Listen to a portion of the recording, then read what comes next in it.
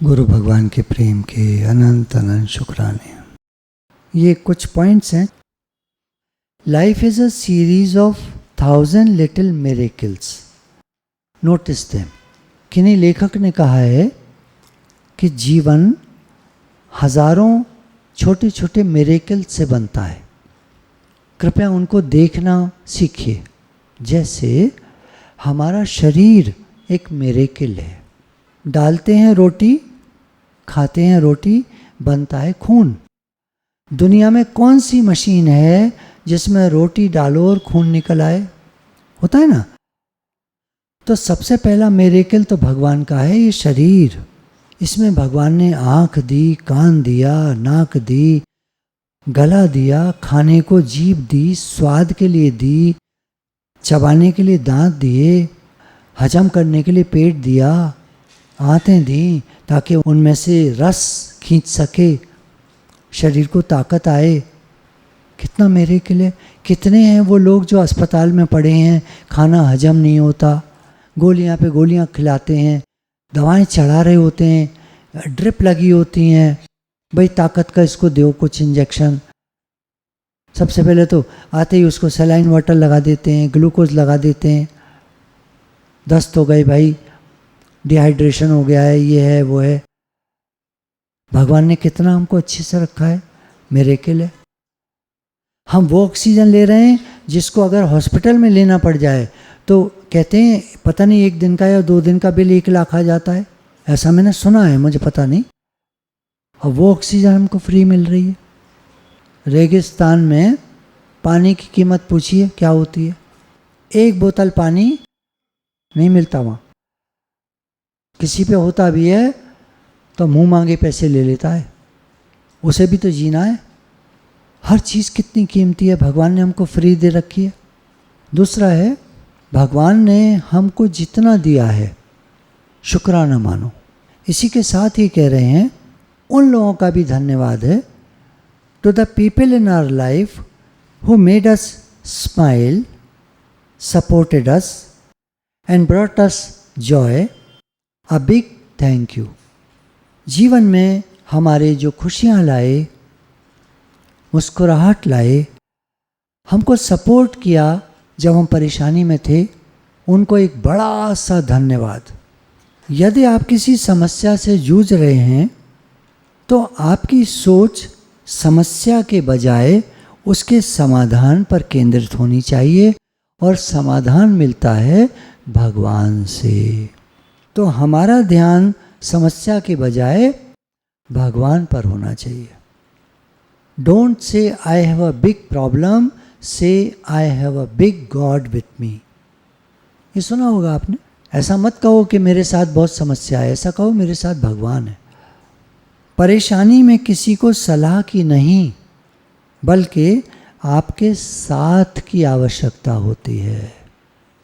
यदि आप उनका साथ नहीं दे सकते तो बिना मांगी सलाह मत दीजिए। अक्सर जब आप कहते हैं मेरे सिर में दर्द रहता है तो लोग क्या जवाब देते हैं आपको? आप बताओ।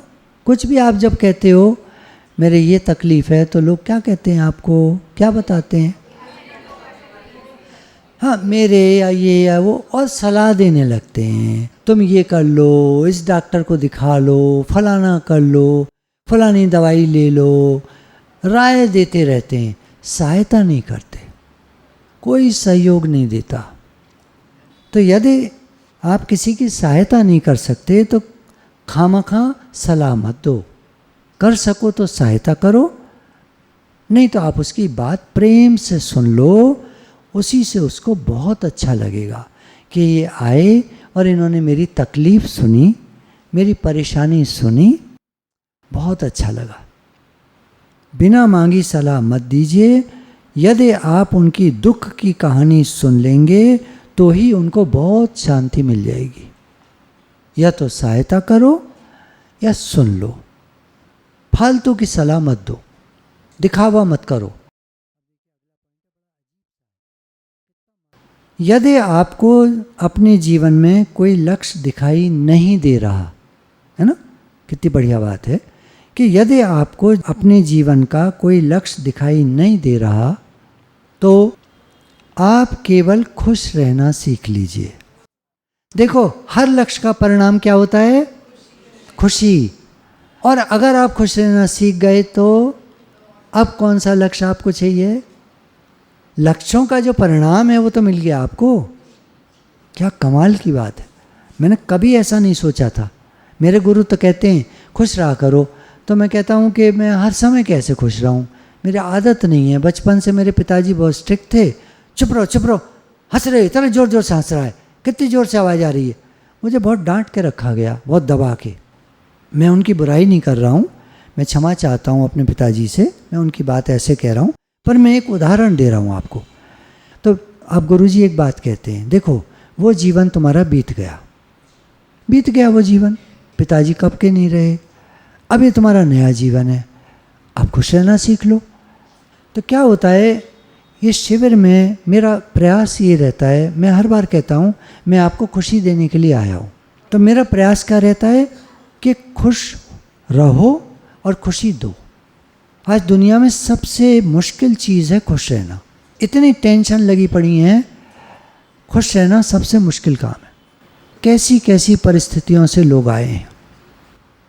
मेरे अपने जीवन की घटना ये है कि मैं डिप्रेशन के ज़बरदस्त दौर से गुजरा था, जिसको उस समय नर्वस ब्रेकडाउन कहते थे, अर्थात ये आदमी टूट चुका है। मेरे बड़े भाई का शरीर शांत हो गया, मेरे पिताजी का शरीर शांत हो गया, मेरे दादाजी का शरीर शांत हो गया, मेरी माँ हर समय बीमार रहती थी बहुत ज़्यादा, मेरे पास कोई नौकरी नहीं थी, मैं बिल्कुल अकेला था, अकेला, मेरे साथ कोई भी नहीं था। उस समय मुझे गुरु मिले। एक एक के जीवन की कहानी आप सुनेंगे ना तो आपको लगेगा कि सच में तू तो बेमिसाल है सतगुरु, तेरे जैसा कौन है जहान में, तूने जीवन मेरा बदल दिया, तेरे जैसा कौन है जहान में। योद्धा उनको बोलते हैं जो लड़ते हैं, लड़ाई अंदर की हो या बाहर की, बस हार के बारे में नहीं सोचना है, मन से मत मिलो। हम योद्धा हैं, हम एक लड़ाई लड़ रहे हैं, वो अंदर की है, हमें भगवान तक पहुंचना है, मन से मत मिलो, हम भगवान तक ज़रूर पहुंचेंगे, हम होंगे कामयाब एक दिन, पूरा है विश्वास, मन में है विश्वास, हमको भगवान ज़रूर मिलेंगे। उसके लिए कंडीशन क्या है? गुरु चाहिए। गुरु के साथ हम आगे बढ़ सकते हैं। गुर बिन कोई न उतरस पार, गुरु ग्रंथ साहब ने कह दिया, गुर बिन कोई न उतरस पार, गुर बिन घोर अंधार, अंधेरा है। हमेशा वो काम करें जो सही है, न कि जो आसान है। लोग क्या करते हैं? आसान वाला काम करते हैं। कह रहे हैं वो काम करो जो सही है। आज के गुरु हमको मॉडर्न सन्यासी बनाते हैं। हम लोग मॉडर्न सन्यासी हैं, बाहर से सब वैसे ही हैं हम जैसे लोग हैं, लेकिन अंदर से हम फर्क हैं दुनिया वालों से। दुनिया वाले फंसे पड़े हैं और हम मुक्त हैं बंधनों से, भोगों से। भोगों से मुक्त मतलब उतना ही यूज़ करो, हम घर में रहते हैं, उतना ही यूज़ करो घर की चीज़ों को जितनी आवश्यकता है। बिना बात के पंखे चल रहे हैं, बिना बात के लाइटें जल रही हैं, बिना बात के एसी चल रहा है, टीवी चला पड़ा है। कितना लोग वेस्टेज करते हैं, थाली भर लेंगे, काफ़ी सारा भोजन फेंक देंगे, ये सब गलत बात है। उतना लो जितना पा सकते हो, जितना यूज़ कर सकते हो। कपड़े अगर आप 40 लेते हो तो 40 को यूज़ करो। अगर यूज़ नहीं कर रहे हो तो एक तरह से वेस्ट है, वो किसी को दे दो, काम आएगा।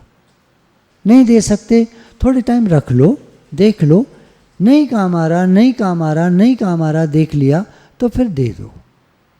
कपड़े की बात नहीं है, घर में लोगों के बहुत सारा कबाड़ भरा रहता है, बहुत सारी चीज़ें भरी रहती हैं, निकालो उसको। छत पे कबाड़ा रहता है, निकालो उसको, दो, मत भरो कबाड़ा। घर पर ही रहकर योग लगाओ। भगवान का पाना आसान है, बस तड़प चाहिए, भगवान मुझे कैसे मिलें। और ये तड़प में सहयोग देते हैं गुरु। गुरु के बिना किसी को तड़प नहीं होती। अपने से पूछे मैं क्या चाहता हूँ, किसको चाहता हूँ, जिसको चाहता हूँ उससे क्या मिलेगा। यदि मैं भगवान को चाहूँ तो सब कुछ मिलेगा, दुनिया वाले को चाहूँगा तो क्या मिलेगा। वो क्या दे सकता है, उसके पास है क्या, खुद का तो पता नहीं है कब मर जाएगा। एक दुखी व्यक्ति से मैं सुख चाहता हूँ, कितनी मूर्खता है। अरे कुछ तो बुद्धि का इस्तेमाल करो। तो कैसे करें महाराज? ऐसे करो कि सुख तो भगवान के चरणों में है। जो भजे हरि को सदा वही परम सुख पाएगा। एक भजन है ये, जो भजे हरि को सदा सोही परम सुख पाएगा। क्लासिकल है ये, सोही परम सुख पाएगा, जो भजे हरि को सदा। इससे पहले कि सीन बदल जाए, हम भगवान की गुरु की शरण में चले जाएं। Patience is not the ability to wait but the ability to keep a good attitude while waiting. Patience मतलब सहनशीलता कहिए या धैर्य।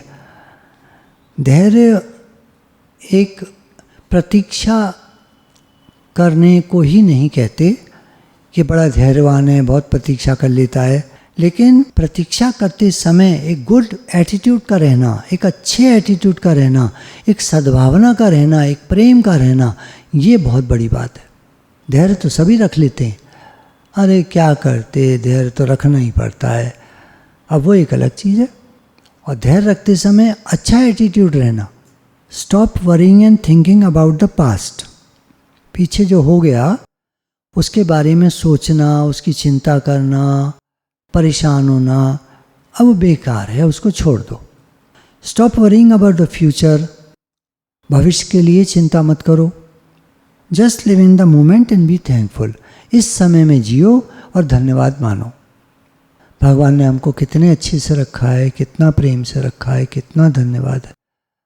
बहुत कुछ दिया है भगवान ने हमको, बहुतों को तो बहुत कम दिया है। जो कि झोंपड़ी में जब ये लोग जाते हैं सेवा के लिए तो देखते हैं कि वो तो बेचारे छप्पर डाल करके उसमें रह रहे होते हैं, और एक बर्तन परात भी नहीं थी उनके पास, हम लोगों ने दी थी परात। उनके पास तो एक भगोना और चूल्हा, लकड़ी बीन लाए कहीं कहीं से, जला ली, भगोना रख लिया, चावल चढ़ा दिए, चावल में ही दाल वाल अगर है तो डाल ली, और चावल को ही चटनी फटनी से खा लिया, प्याज से, चटनी से। हम लोग जो भी उनसे तो अच्छे नहीं। कोई कहता है मेरे पास जूते नहीं हैं, तो जब वो देखता है किसी बैसाखी से एक पैर वाले आदमी को जाते हुए तो धन्यवाद मानता है भगवान का कि मेरे पैर तो हैं। हम कहते चप्पल अच्छी मिल जाए। और अफ्रीका में जो टूरिस्ट लोग जाते हैं और पानी की बोतल को फेंक देते हैं, वो लोग 2 बोतल उठाते हैं, उनको पिचका देते हैं, और बिल्कुल पिचका देते हैं ईंटों से। पिचका करके एक सुतली बांधते हैं आगे, और उसमें 2 छेद करके इधर साइडों में उनमें सुतलियाँ बांध देते हैं साइडों में, और उनको पहन लेते हैं। डोंट जज एनीवन बाय देयर पास्ट। किसी को भी उसके पूर्व के जीवन से मत तुलना करो। रत्नाकर डाकू पहले डाकू था, बाद में वो महर्षि वाल्मीकि, भगवान वाल्मीकि बन गया। अब लोग कहें वो तो डाकू था, तो कहते रहो तुम्हारे जैसे वाले बहुत घूमते। लोग तो रामायण पढ़ते हैं और कहते हैं भगवान वाल्मीकि। तो पहले कोई क्या था उसको छोड़ो। They don't live there any more. अब वो वहाँ नहीं रहते, घर बदल गया है ना। पहले हमारा जीवन कैसे भी था, पहले मैं मानो गलियों में खेलता था, कंचे खेलता था, वो ताश के खिप्पड़ मारते हैं उसमें गोला बना के खेलता था। तो अब जिन्होंने मेरा वो बचपन देखा है वो अब मिल जाएंगे। तो अबे वो उदाहरण लेते थे कि एक लड़का जो है वो कहीं मेले में खो गया था। अब राजा का शरीर छूट रहा था, तो उन्होंने कहा कि वो मेरा बच्चा मेले में खो गया था।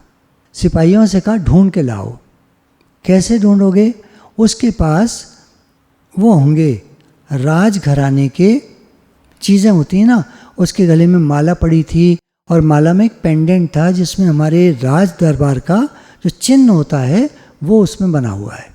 और उस समय उसने कमर में करधनी भी पहनी हुई थी, उसमें भी वो चिन्ह होगा। अब बहुत सारे सिपाही फैल गए सारे में, गरीबों की बस्ती में भी खोजने लगे। तो एक गरीबों की बस्ती में एक लड़का मिला, करीब 12 साल का, 12 साल पुरानी बात, करीब नहीं, हाँ 2-3 साल का खो गया था। तो 9 साल पुरानी बात, 9 साल बाद लड़का मिला। पूछा लोगों से वहाँ, डरा के उनसे, क्यों बे, कहाँ से लाई तुम इस बच्चे को? अब वो डर गए, घबरा गए, हमें क्या पता, हमें क्या पता, मेले में खो गया था तो मेले में मिला, रोता हुआ, हम ले आए घर, हमें क्या मालूम कौन है, क्या है, किसका है, हमें ले जाओ ले जाओ ले जाओ, घबराए जाते हैं ना लोग। तो सिपाही ले आए, सरकार ये देखिए, ये गले में ये है माला, ये चेन और इसमें चिन्ह और करधनी में लगी हुई है चिन्ह, और ये राजकुमार। अब तो राजकुमार बन के बैठ गया, अगले दरबार में बैठा हुआ है सिंहासन पे। बच्चे मिलने आए, अरे वो कलुआ कलुआ कलुआ, अब कलुआ को कुछ को, अब तो राजकुमार है। तो लोग सत्संग में आने के बाद बदल जाते हैं। हम कहें पहले वो तो ऐसा था ऐसा था ऐसा था, तो कहते रहो, अब वो बदल गया, अब वो भगवान का प्यारा हो गया, अब वो भक्त हो गया, अब वो आगे निकल गया, ऊंचाइयों पे चला गया। Don't compare your life with others. दूसरों के जीवन से अपने जीवन को तुलना मत करो। There is no comparison between the sun and the moon. सूर्य अलग चीज़ है, चंद्रमा अलग चीज़ है, दोनों को कंपेयर करने का कोई मतलब ही नहीं है। They shine when it's their time. एक दिन में चमकता है, एक रात में। रात में जब पूर्णमासी की रात हो या 10वीं से ज़्यादा हो तो चंद्रमा की काफ़ी रोशनी होती है रात में। मतलब अगर कोई राहगीर रात में निकल गया है और देर हो गई है उसको घर पहुंचने में, तो उसको रास्ता ढूंढने में दिक्कत नहीं होगी। तो रात को चंद्रमा भी अपना काम करता है। किसी व्यक्ति से तुलना मत करो, किसी व्यक्ति को नीचा करके मत देखो, सब अपनी अपनी जगह ठीक है। गुरु भगवान की प्रेम के अनंत अनंत शुक्राने।